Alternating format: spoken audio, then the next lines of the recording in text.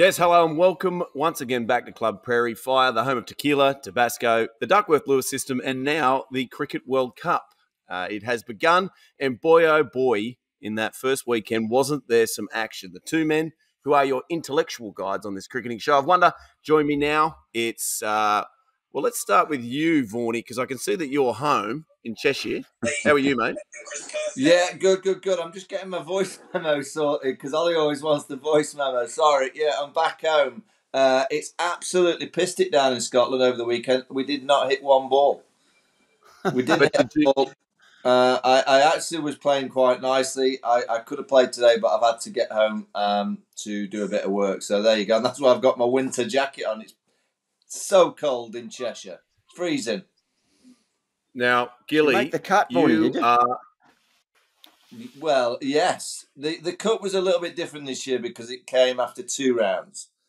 And my third round would have been at Carnoustie. So I was like in the cut zone. It's a little bit like in cricket in terms not having to face the quicks and you get a decent score, you know what I mean? or the spinners in Australia's case. Yeah. Well, I'm sure we'll get onto that. Yeah, they're playing them nicely. Now let's do a formal introduction of Adam Gilchrist. Hello and welcome, Adam. Where are you right now? Are you in a cricketing museum? What's happening?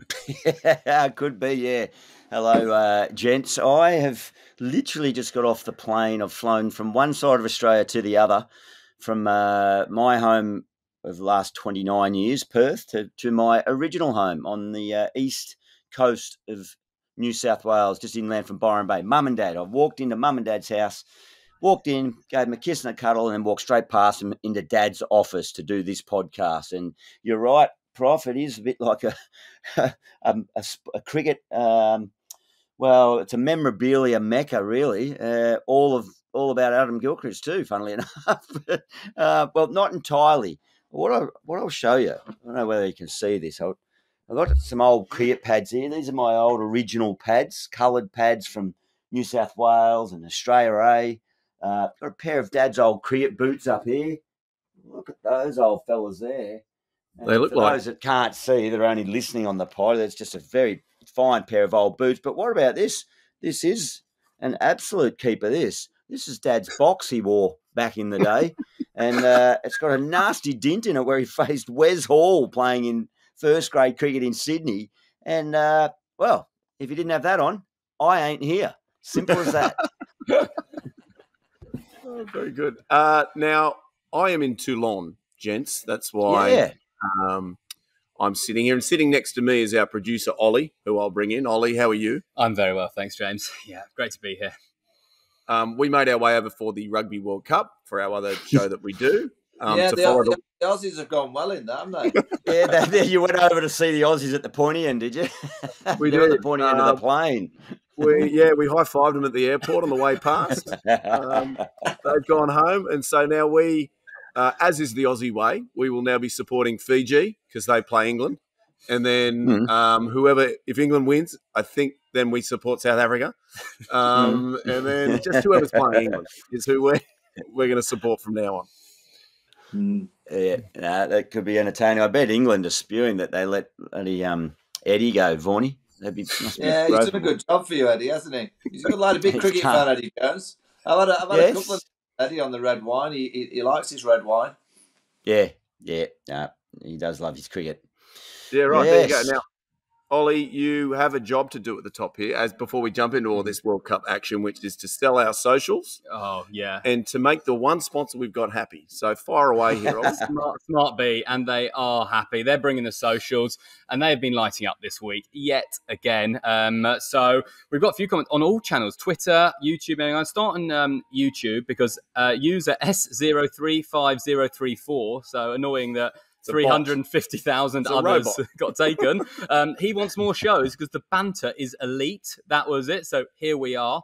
And Gilly put out a tweet, which I enjoyed, saying, I can't wait for the next episode. We know who's been Bazzballed after England's big defeat. And Satya Prakash 08 tweeted Gilly, saying, well done, Adam, you owned Michelle Vaughan. Now, I'm not sure if that's a typo or an insult, but I enjoyed that. And the final one that came in was, we are seriously trending in the lawn porn world, thanks to you, Vaughany. There's an account called Nathan's Lawns and Gardens on Instagram, that has 1.1 million followers, verified and everything. And he just replied, love the quiz. So if that's not a sponsor coming in, absolutely. I don't know what is. So, they were everything on socials. And we've had our first ever doppelganger. Someone sent in a picture of you, Gilly, with longer hair, a bit more muscle, and a French beard. And it's you and The Undertaker from WWE wrestling fame. Ooh. As apparently your doppelganger. So feel free to send in any for Vaughany if it's international models, whatever it may be. But yeah, the doppelgangers are in. But yeah, thanks Smart B for that social update. Very good. Thank you.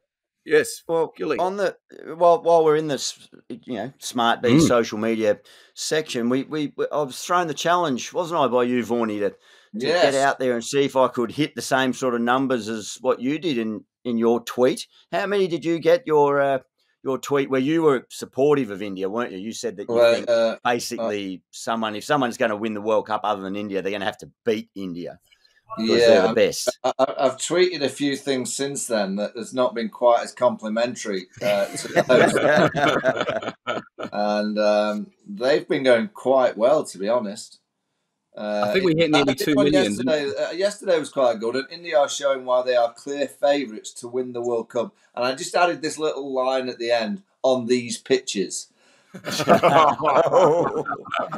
That's had 1.6 million. So they don't like to question this one, the crowd. I had a bit of a go at the crowds, and that's really pissing me off, seeing empty seats. It's really annoying. I remember the World Cup in 2007 in the Caribbean, Gilly.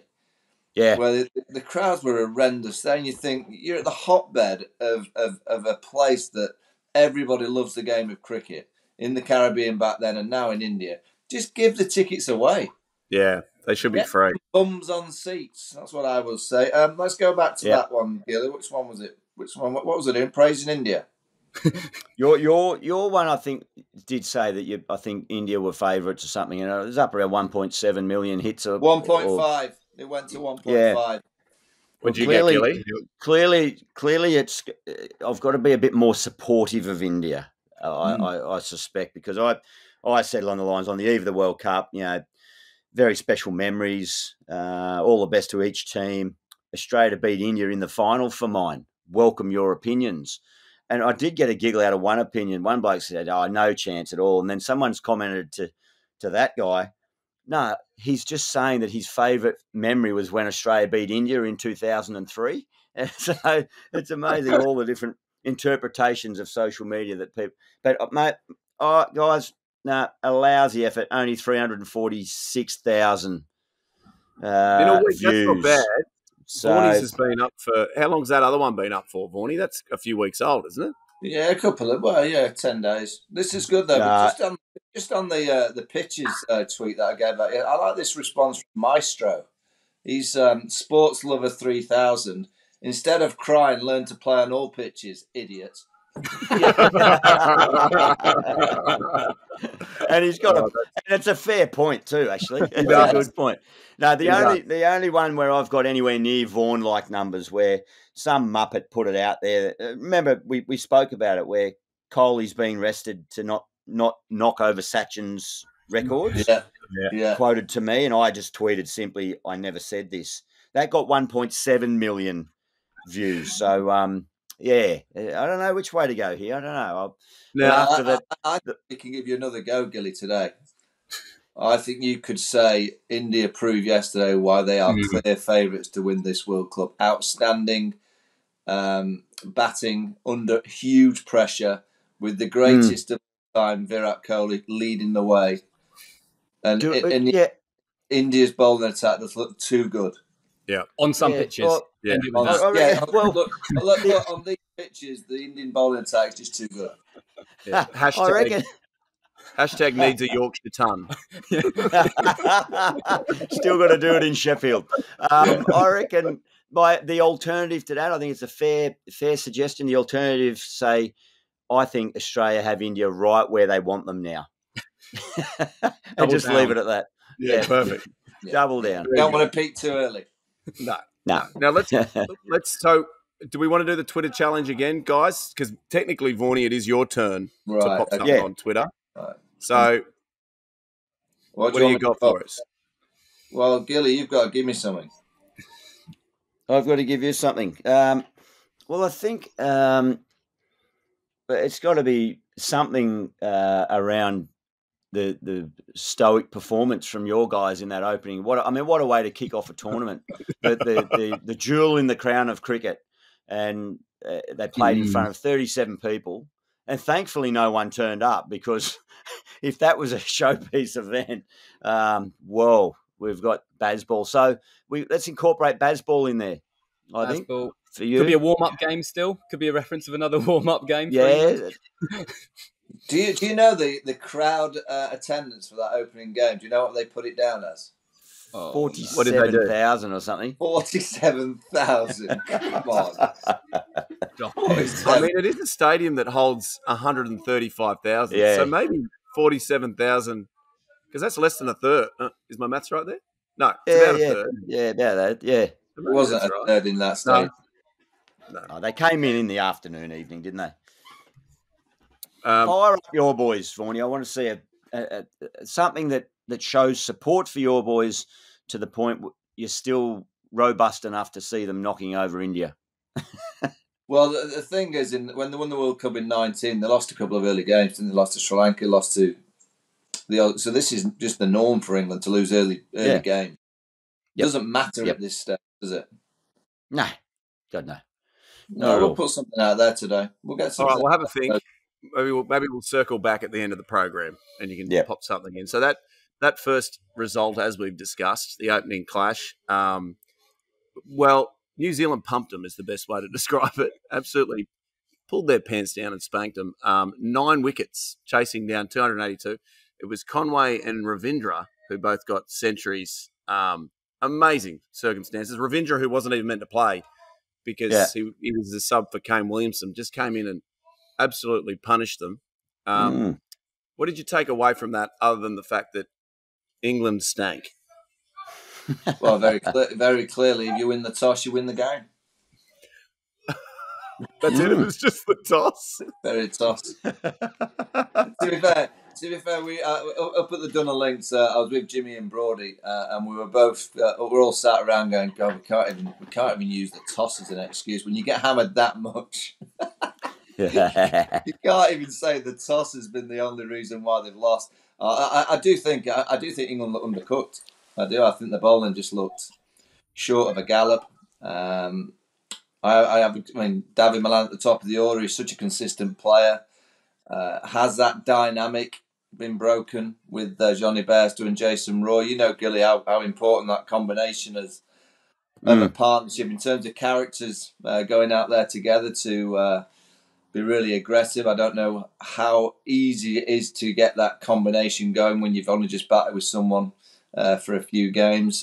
But England just looked short of a gallop. They played too many shots too soon. That's the way they play. But they just didn't look quite at the races. What's Stokesy doing? Is he just had a niggle, or is he sort of reports today that he's hobbling around and looks nowhere near playing? But he'd be pretty integral to get back in there, eh? Yeah, I don't think he'll play against Bangladesh. It's a huge concern because they obviously picked him at the last hurdle to get him in the side, and he's got there. And I think it's a hip flexor. I'm not too sure. Yeah. I don't know if it was on the 3rd or the 4th hole where he pulled it. Don't know what the big Bertha driver was coming out. Ollie, you got something on that? What hole was it on? Do you know? Yeah, no, I do know. It was the 5th. A 2-footed tackling Johnny Bairstow again is what was happening. But one thing that has come out of that game is Vaughany, your mate who was in bed with you last episode. He knows his onions because he said Root would be top run scorer. He did too. Yeah, so I think, and it was boycott of both of them to look out for. But it was both of them. It was beefy. So let's see. Let's clarify something there, Ollie. He wasn't in bed with me. We had 2 singles. Sorry. They look together. They look sorry, yeah. I tell you what, though, I think that the highlight of that, the only thing that needs discussing is that batting display by those two. Yeah. Classy stuff, wasn't it? How exciting for an unknown, relatively unknown, coming out on a stage like that and just pinning the ears back. And Conway's been as consistent and reliable across the world of cricket, hasn't he, in all three formats, really, as anyone around the globe. So they creamed them. It was a spanking. But, we'll have to watch with interest how New Zealand can progress. We did well on those predictions because we did say Shubman Gill was going to be leading scorer as well.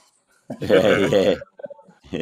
And he's got a little bit of a problem. So Devon Conway, you're right, Gilly. He just scores runs.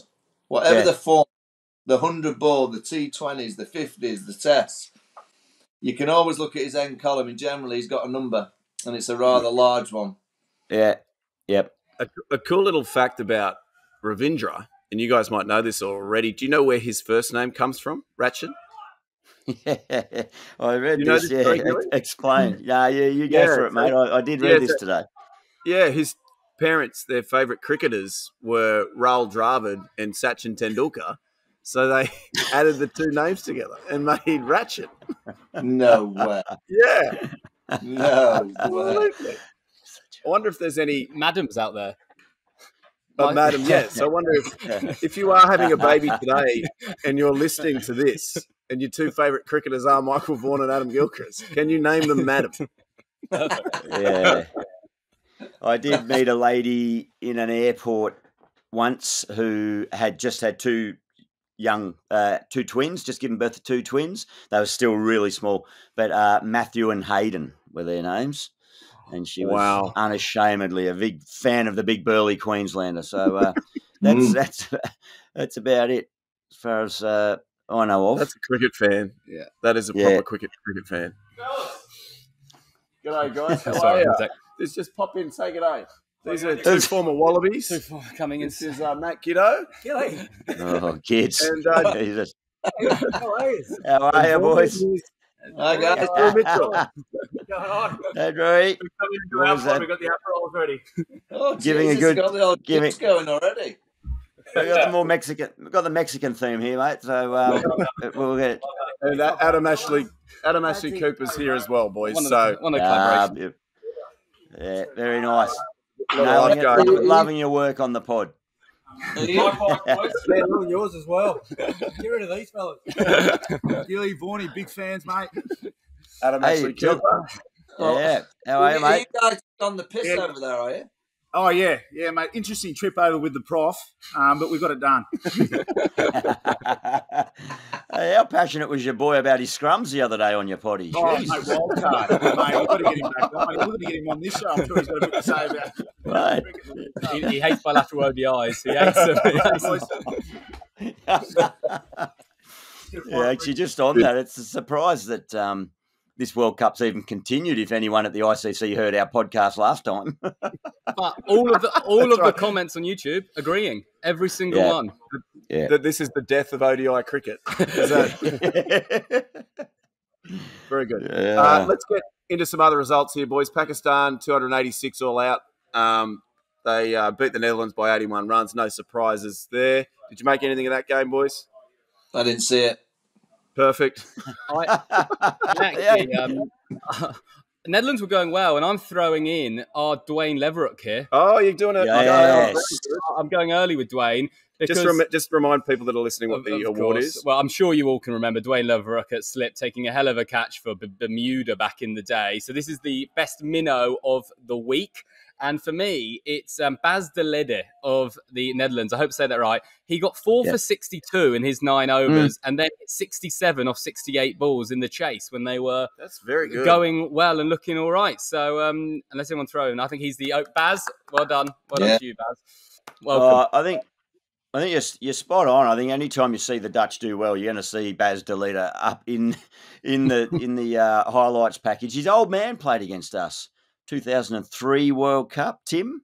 And the only other mention of the Dutch team, I think you might have seen. I threw it out there on my Instagram actually, and I'm pretty sure I tagged in the Club Prairie. Maybe I didn't. Haydos talking about the Dutch team on commentary over there, and he was regaling the story where we were playing Holland he said 2003, it was in fact 2007, and the wicketkeeper said to him, Haydos was blocking him, couldn't get off the square, and the wicketkeeper said to him, mate, hurry up and get off strike. I didn't fly halfway around the world to watch you bat. We want Gilchrist on strike. So, yeah, I think that's fair. The award, the Leverock Award, goes to the Baz. That's a fine effort, isn't it? 4 from 60 odd.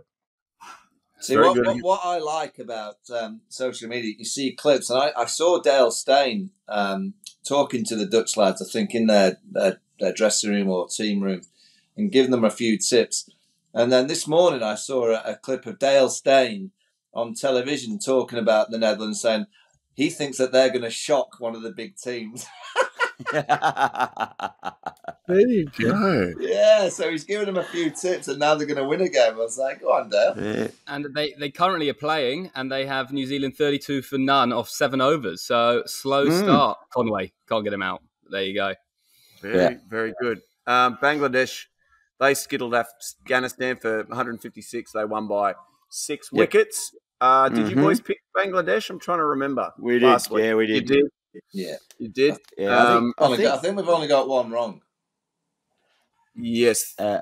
England. Yeah, you're right. Then South Africa. Cool. Those boys. Jesus. Yeah. De Kock, Van der Dusen and Macram. 428 they got. So they're Not bad. And then yeah, Sri Lanka 326 in 45 overs all out. So you boys picked South Africa. Did you pick them to get 428 runs in their opening dig? No. Not quite. But, hey, I know we're jumping around a bit, but that's just reminded me. Vaughany, did you see what your young man Jake Fraser-McGurk did the other day? Was it 38 balls for 125? Yeah, got his 100 off 29. Holy. All that, the old McGurk, yeah. Has he still got those T-shirts? Yeah, I think he's still got quite a few left in the boot of the car. But, no, good on him. What was his T-shirt? He took a flying catch in the Big Bash. That's right. Young pup on the boundary, brilliant catch, and then had T-shirts made of the actual action, like the Superman action. And we don't really need to get into this too much. India beat Australia. Not important. So let's have a look. Gilly, a lot of people listening in Australia will want to know what you made of that game, because it wasn't a tight one. Let's put it that way. All out for 199, and then India. They were 2 for 3. They were 2 for 3, but then they managed to get it only 4 wickets down pretty quickly. Yeah. Is it pretty telling for the Aussies, or just a bit of, what would you say, first game jitters? Tough one for Mitchy Marsh, wasn't it? He might have got Bazzballed out for a globe and then didn't get a bloody mitt on the one off Virat. So clearly just thought Kez was going to run in and stampede him. But no, Australia susceptible to that spinning ball. It was it spun a lot more in the day, didn't it? And caught and nagged before it came on okay in the evening. But there's some warning signs there for the Aussies. They've got to find a way through that middle of an innings to, one, when they're batting, get it moving a bit, and then two, when they're bowling, get wickets. Teams that don't take wickets in the middle are getting pumped at the end of an innings. So that's the course of one-day cricket these days with the field restrictions and so on. They've got to get wickets through the middle and haven't been able to find them for a long while, really. Mm. And Vaughany, just from the English side, do you think Australia did much better than you expected? Because you were thinking 7, 8 or 9 wickets defeat, so they might take 6. I think they should be, quite happy with that performance. They lasted longer than we all expected. I want to praise Steve Smith and Marnus Labuschagne for taking us back to the 1980s. Just rocking on. We've killed 50 over cricket on this podcast. It's dead, it's gone, but they're going to try and recreate it. Striking at 64 and 65 between them. That's what the game's about. Attrition, just trying to see through a tough period. Make sure that when your spinners come on, just knock them back. Yeah, don't put many shots against the spinners. I'll be honest, they're not winning the World Cup with that batting lineup. No chance. There you go. You're not winning with 3 and 4 playing the same way like that. You just can't interfere with the game. I know Travis Head's a big loss, and I think if Travis would have been there, Mitch would have been in the middle, and I don't think maybe Marnus would be playing. So you've got to. You mentioned Josh Inglis on the podcast last time, Gilly. They need a more dynamic middle order. You can't be relying on that last 15 overs just to flourish. You've got to be scoring consistently throughout the whole of the 50 overs. You can't be chewing up balls like that pair did yesterday. It just builds up too much pressure. And also the lack of spin, Gil. Yeah. I know Agar's got injured, but to think that Max is your third spinner really. Yeah. He's like your third option. I just think the Aussies just look like their formula doesn't look right for me. Yeah, did a very good job, Maxie, didn't he? But in fact, he was the most effective of the two spinners. It was. I think that will be one of the toughest pitches that you'll see throughout the tournament. There's no doubt about that. But I concur with everything you're saying there, Vaughany. They've got to find a bit more of a dynamic way to go about this. Now, do we think there is a bit of a Club Prairie Fire curse occurring? Ollie did toss this up during the week because I'm pretty sure, Vaughany, was it you that picked Mitch Marsh to be the leading Aussie run scorer? He came out, got a duck. And then it was the Shubman Gill. Got dengue fever. And Chris Wokes, 11 runs, then 6 overs, none for 45. So I don't know how we're going to get many more guests. Yeah, concern, isn't it? It's a concern. We'll just get quiet. Yeah, that's right. Did you chat to Broad and Anderson about the show and coming on, Vaughany, or too busy draining putts, were you? I'll be honest, I was too busy drinking Guinness. It's a big week. It's honestly, you do well to survive it. And what about Catherine Zeta-Jones? Because that was a potential guest lined up, and I think I saw in your story some singing was there. She was up there singing. I tried to get close to get a selfie, but she seemed to have an entourage around her, which were rather large. Actually, beasts of security, it was quite tough getting close, like sneaking in there. But she'd got a hell of a voice. Really, she could sing. Oh, what a voice she's got! Yeah, excellent. Yeah, she's up there. She play? Was she playing as well? Yeah, nice swing. Very nice. I didn't like she used an orange ball. Didn't like that, but that's just being a little bit a bit critical of Catherine. But I don't believe you should be able to use an orange ball playing golf. But that's just my opinion. Are the rumours true? She was watching KP swing videos throughout the week. Tutorials, yeah. And don't worry, I said to him every night, if only you could play in the tournament like your tutorials.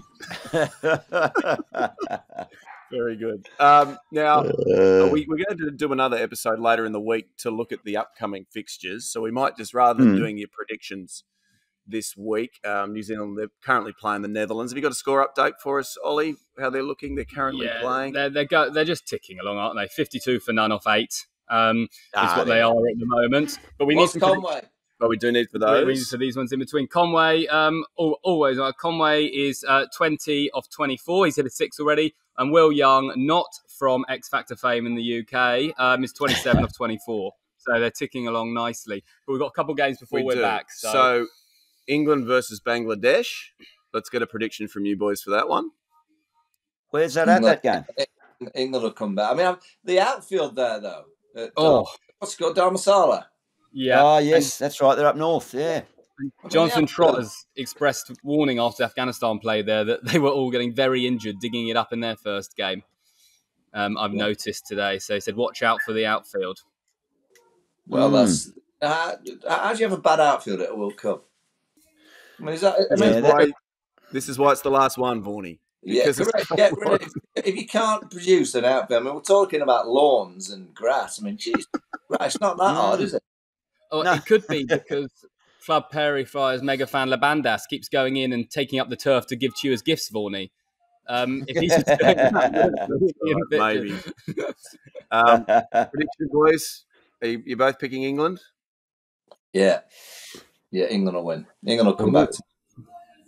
Yeah, I'll go with England on that one. By the way, I think it's in the day. It's throughout. There's no lights coming on, so it's an early start for us here. I'm covering the game for the Beeb tomorrow, so you'd want to play Bangladesh with the lights on, just get the spinners skidding on a bit. But it's a banana skin, but I think they'll bounce back. And then you've got Pakistan against Sri Lanka on Wednesday. Sorry, Sri is that Lanka. right? On Tuesday as well. Apologies. Yeah, Sri Lanka coming off a hiding, aren't they? Yeah, Pakistan. Pakistan there. Both Pakistan. And then we've got on Wednesdays India, Afghanistan. Yeah, probably we can India both there. India. And then Australia takes on South Africa on Thursday. So that might be the one that splits you. Because currently you're again picking all the same South teams. Africa are beating Australia. Gilly? No, Australia will win that one. There we go. That's going to split us. So there we go. We got the split. That'll be good going You did forward. you weren't ultimately convinced by your answer there, Adam. I'm saying all this with fingers crossed, toes crossed, and eyes crossed at the moment. But no, I can't say they've been convincing. But they're only one game in. Their track record against South Africa in recent times excellent. The first 2 games of the 5-game series, anyway, it was good. Hey, I'll tell you a story about the Dunno. You bump into all sorts of people. You're never quite sure who anyone is. And Saturday it gets rained off, so me and my mates, rather than go to the jigger and have a few pints at 1 o'clock in the afternoon, we thought, oh, why don't we go in the spa? We'll go in the spa, have a bit of a steam, sweat some out. There's a plunge pool, right? One of those freezing cold plunge pools. So we're tippy-toeing in, getting in the plunge pool, getting our neck down, doing 2 minutes in the plunge, 2 minutes in the steam. This kid comes out of the steam, like youngest kid, and he said, "Oh, I'll go in the plunge after you." Okay, no problem. Anyway, he just jumps straight in, lands on the bottom, 30 seconds underneath, pops up, does 2 minutes, comes out. And geez, that was impressive. Just got chatting to him, and I said, "Oh, what do you do?" He said, "Oh, I'm from America, Boston. I work for a company called Whoop. The band, the Whoop." Yeah. Oh, cool, well done. That's the way you go now. I'm going to Qatar, I'm going to the Middle East. I went, oh, that's cool. Oh, what's your name? Will. All right, that's nice. Yeah. Will Ahmed. Have you ever heard of Will Ahmed? Google him. What's Will Ahmed work? Will Ahmed is the co-founder, CEO. He owns Whoop. He's 30 years of age, and he's taken the company to the value of 3.6 billion. And he's the new sponsor? Is he the new sponsor? Yeah. What segment does he want? I'm all over it. There's me and my mate from Sheffield jumping in and out of the plunge with Will. I didn't have a clue. Oh, wow. What do Whoop do? What are they? They do it. It's a band that register everything about your body. Yeah, heart rate, sleep, everything. It was used a lot in COVID because it let you know if you had COVID. Right. All the golfers, Rory, Justin Thomas all have. I mean, very good segue there, Gilly, on what segment he wants, because we've got 2 returning. So we were going to give Who's Been Bazzballed to Vaughany and Player of the Round to Gilly. That's right. So, Gilly, why don't you start us off? Who was your Player of the Round? Oh, the Kiwi. Rachin Ravindra. Yeah. Very good. Definitely. Deserving, indeed. Yeah, he was outstanding. He was. Is he playing in this current game against the Netherlands? Will he be in next to bat? Can you see that? Yes. I believe so. He is in next. He's down at 3. I tell you what, if they go...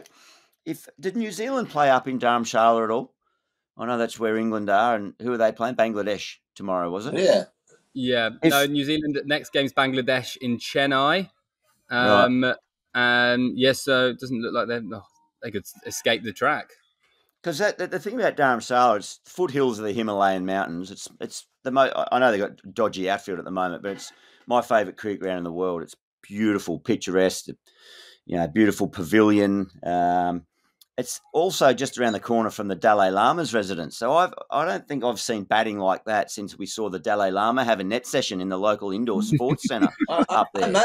I met the Dalai Lama. Yeah, we caught up with him. What was your chat with him like? We were in me and Tuffers in 2000. We were in the Holiday Inn, the Guinness bar out the back, and the Dalai Lama walked in for a couple of pints. I'm telling you, me and Tuffers was sat there, and he walks in, and I looked at the cat, and the cat, I went, that's the fucking Dalai Lama. Would have been a good chat between the llama and cat. Yeah. Honestly, it was in the the Holiday Inn in Durham. We all stayed at the cricket. That Guinness pub. In there. Yep. I know exactly what you mean. Yeah, the Dalai. Yep.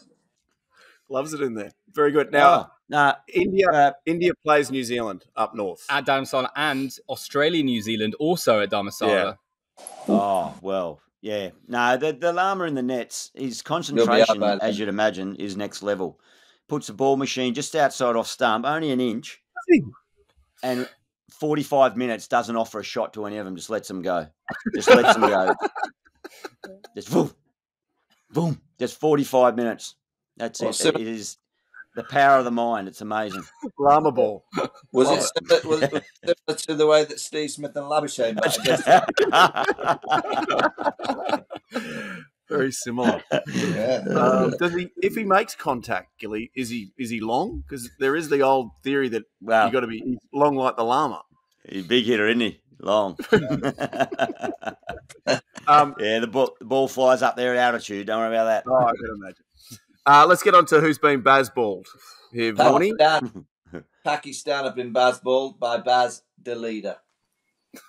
Very good. Pakistan have been Bazzballed by Baz as Bazzballed Pakistan. You know, Gilly, I believe a tweet you put out was a different nomination for who's been Bazzballed this week.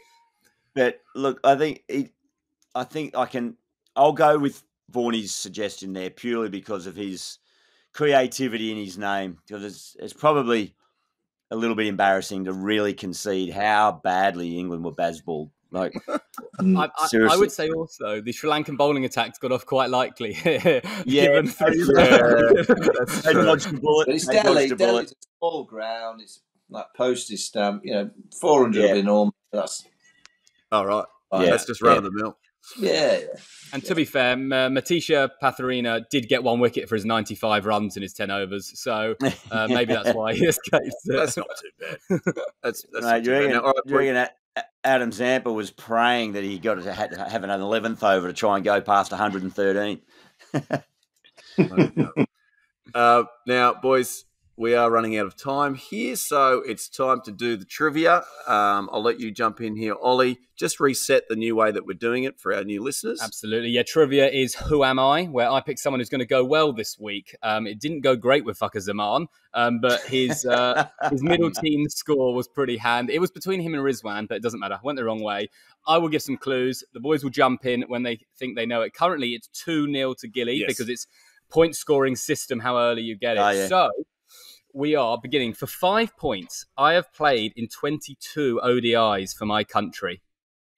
So, can I ask? Is the player in the current World Cup? Is that the way it's going to be all the way through? This week. Yeah, always in games between games before our next podcast. So the games you just predicted, it's someone in those games. Right. So 22. Yeah. No, you can just chuck. Nope. Toss it up. Oh my! Michael Vaughan from the top with 5 points. While I'm asking questions, he's Googling. No worries. We're checking VAR. But I mean, I'll give you that for 4 points. I've had 500s, 550s, and 5 ducks in those 22 innings. For 3 points, I got the call up after my T20 form in 2020. His ICC men's player rankings hit 915, which is the highest ever in ICC history. 2 points. His brother played first-class cricket for Loughborough, and his sister played hockey for South Africa. Played first-class cricket for Loughborough? MCCU. They're claiming his first class. It's not nonsense cricket. Nonsense. His sister playing hockey for South Africa, and 1 point I played for England. But 5 points. That's a big lead, Michael. That's very good. Now, good guess. I'm not saying something definitely happened, but did you send anything to Vaughany, Ollie? I was not at the Dunhill links, and there was nothing going on. I can read Ollie's mind. I thought, fuck the man, opening batter. He'll stay with openers. You can read Wikipedia. That's what you can read. The only thing you can read. The competition begins. So that's right. Hey, Ollie, yeah? That was So correct. that's 5 now. 5-2. 5-2. Jesus. Yeah. I don't like that. It doesn't sit well. I don't. Nah. We'll review the tape. We can see what you're doing with your hands. I was actually just seeing if Devon Conway got to 45 yet, because he got 155, didn't he, against England? He did, yeah. All right, hey, let's get on to the toast. Gilly, now you've come up with a little something here, Ollie, that you want to do for this week's toast. Yeah, we've got something special sent in. So this was a toast. So Martin Crowe, the old, obviously legendary of New Zealand cricket, passed away. His wife, which is former Miss Universe, penned a little tribute about cricketers, and I thought it'd be nice. Her name is Lorraine Downs, and she read this. So I thought what we'd do is do a paragraph each for the toast, and it will go a couple minutes, but it is phenomenal. So I'll start us off. Then we'll go prof. Now you've sent this through, and I certainly haven't heard this or read this, so we're going to be reading it cold. This is live read, okay? So I'll do first paragraph. Then we'll go prof. Vaughany's reading it now and agreeing. Vaughany, if you take the third, and Gilly, you do fourth. So right. It's a warning to females. This actually could be the Raya plug. It's a warning to females dating cricketers. So it starts with, "Come all ye fair young maidens, hearken unto me. Never trust a cricketer, whoever he may be. Randier than a sailor who's been 6 months at sea. Never let a cricketer's hand an inch above your knee." First, let's take the paceman. Pure speed from first to last. My darlings, do be careful. His balls are hard as that. Then there's the medium pacer. His balls swing either way. He's really most persistent, and he can keep it up all day. Watch out for the off spinner, girls. Another awkward chap. If you leave him half an opening, he'll slip one through the gap. Then there's the wily slowy. Pure cunning in his strength. He'll tempt you, then he'll trap you with his very subtle length. So, ladies, do be careful. Your mothers would agree. Never trust a cricketer, whoever he may be. And what about the opening bat? His struggles never cease. He has only one ambition, to spend all day at the crease. The number 3 is a dasher. He seldom prods and pokes. When he goes into action, he has a fine array of strokes. And do beware the slogger, not content with 1 or 2. When he arrives at the crease, then only 6 will do. Then there's the real stonewaller. Girls, he knows what he's about. And if you let him settle in, it's hard to get him out. We come now to the last man. I hope this will not shock. He doesn't mind if he's last man in, as long as he gets a knock. So, darlings, do be careful and be well warned by me. Never trust a cricketer, whoever he may be. This is a good one here. And watch the wicket keeper, girls. He's full of flair and dash. And if you raise your heel, he'll whip them off in a flash. If you take the field with the captain, you had better know the score, or he'll have you in positions that you never knew before. Oi. The cricket commentator is a nasty sort of bloke. He watches all the action and describes it stroke by stroke. Even the kindly umpire, who looks as friendly as a pup, you'll quickly find you've had it when he puts his finger up. Oh my! So all together to sign off. So, darlings, please remember and repeat it after me. Never trust a cricketer. Whoever he may be. Very good. Cheers.